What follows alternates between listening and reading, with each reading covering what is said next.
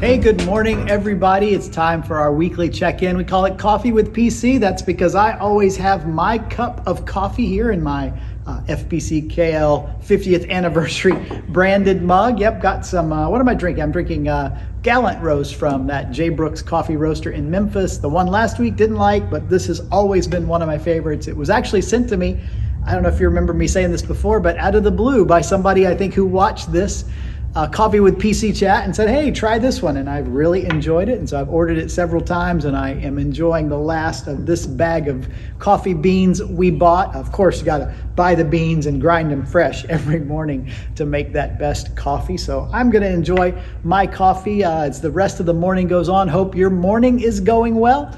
I just thought I'd spend a few minutes with you today reminding you, I hope you don't need to be reminded for many of us, but this weekend, this Sunday, is Mother's Day. It's in church world, a pretty big Sunday as far as attendance usually goes. I think a lot of people do like to go to church with their families, and moms want their kids there, and kids maybe want to be with their moms if they're able to. A very important day in that regard. And so this is that Sunday. Of course, you usually like to buy something for your mom to let her know how much you appreciate her and love her. And so I hope you've done that. And if not, this is your Wednesday to Sunday. You got a few more days to find something to let her know how much she means to you. It is, when we think about mothers, typically that's one of those relationships that for people is so important and is so meaningful.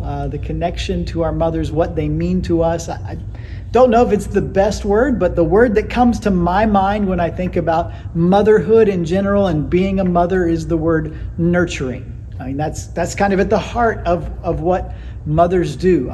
From before we're born, they're actually designed to sacrifice and to care for this new life growing inside of them. And then that doesn't seem to stop. Most mothers, for their entire existence, they think about their kids no matter what stage of the journey of life they are on, whether it's the innocence and the helplessness of that young baby, or as our children grow up, and I see, Denise's concern for them, even as adults.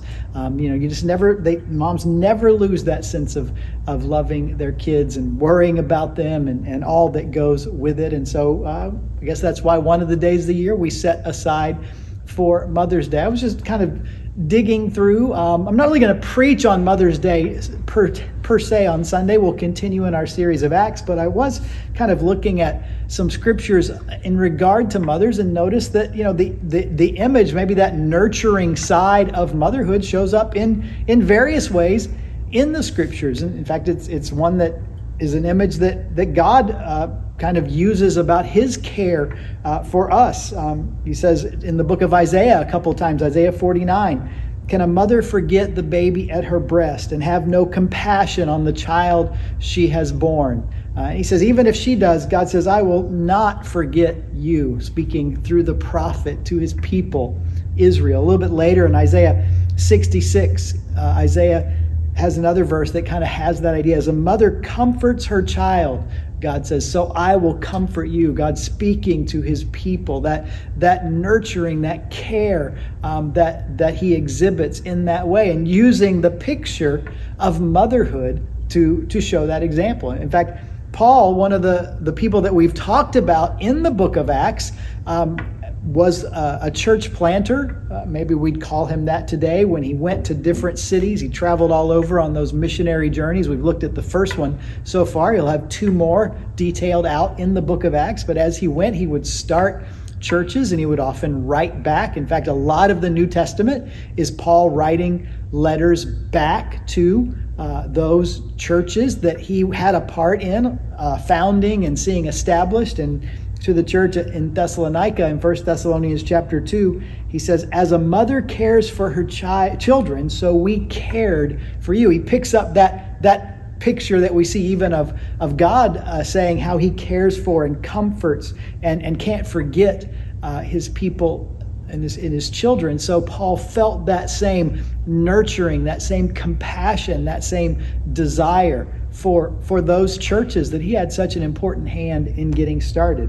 And even Jesus uses an analogy. It's actually one that shows up a few times in the Old Testament. One of the places is Psalm 94, where the psalmist talks about how we're longs to gather you under like the wings, or huddle, keep you safe under the wings. And Jesus picks that very analogy up in Matthew 23 and says how he longs to gather you under his wings as a hen gathers her chicks under her wings. So that's the image, a mother hen protecting her chicks, her children, by bringing them in close, whatever the circumstance is. Maybe it's poor weather, cold or rain, or they've even found a mother hen that had protected her chicks in a fire, and the mother gave her life, but the chicks under her wings were spared their lives because of that sort of nurturing and care and sacrificial love that mother hen showed. And that image Jesus even uses there to say, that's what he, as he weeps over Jerusalem and he thinks about how far the people of Jerusalem have turned from him, even in a matter of days will turn against him and lead to his crucifixion. He says, even then, how he still longs to gather them under, as a mother hen gathers her chicks under her wings. That compassion, that care, that nurture that we see and we come to know through often our mothers, we see used as an image for that kind of care that God has, or Jesus expressed, or Paul expressed as a missionary. And by the way, Paul even shows us the importance of that influence of motherhood when he writes to his, we might say his protege, or some people call him his son in the faith, Timothy. And he says in 2 Timothy chapter 1, he talks about the sincere faith that he first saw in Timothy's grandmother Lois and in his mother Eunice, and now he's convinced also lives in Timothy. Why? Because of the influence of those women in his life, his mom and his grandma. How important is their example? How important is their care for us? And how important is it for many people in our faith journey to see as the images, the analogy in Scripture of God's care and God's comfort and God's connection to his people uses the image of that motherhood connection. How often that relationship for so many people is part of the catalyst that brings them to the point of placing their faith, that sincere faith, as Paul says to Timothy, that lived in him,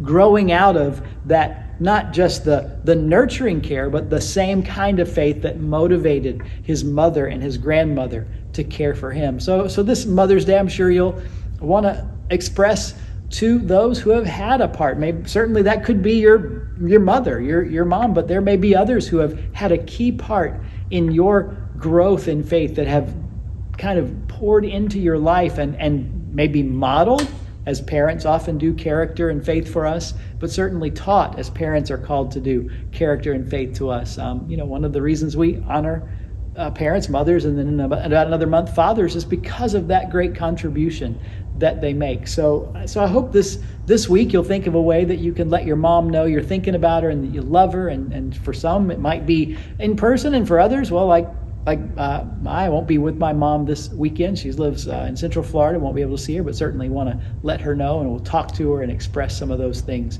to her, as I hope you will as well. I always want to invite you.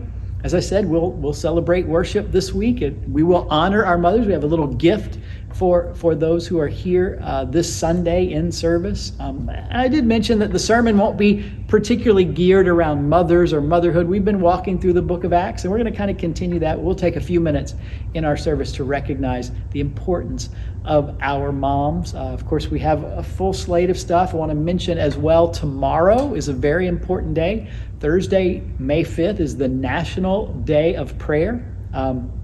Maybe one of the ways we learn to pray is by watching our mothers or our grandmothers pray and know that they pray for us often. And so we have a chance tomorrow on Thursday, May 5th, to celebrate with people all across America this National Day of Prayer. The way we're going to observe it here at our church is we'll be praying between 6 a.m. and noon. We'll be right out front of the church, right along US 1. There's the sign and the flagpole are out there. We'll have some benches out there on the front of the church. And any time between 6 a.m. and noon, there'll be some of our prayer team members out there.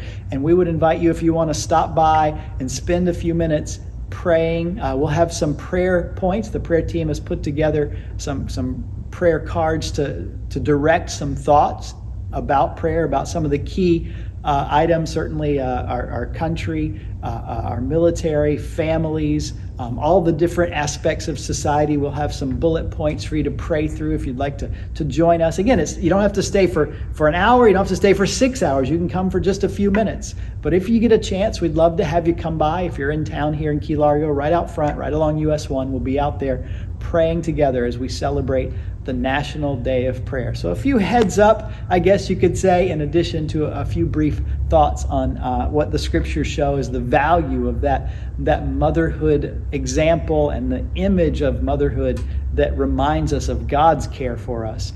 So those are my thoughts for this Coffee with PC Wednesday morning. I'm going to get back at it here in a few minutes, get ready for Bible study tonight, and certainly finish up the rest of my cup of coffee. Hope you have a great rest of your day, rest of your week. And again, love to have you with us tomorrow for National Day of Prayer, or certainly on Sunday for worship, 9 a.m. online or in person. Hope to have you join us one way or the other. Thanks, everybody.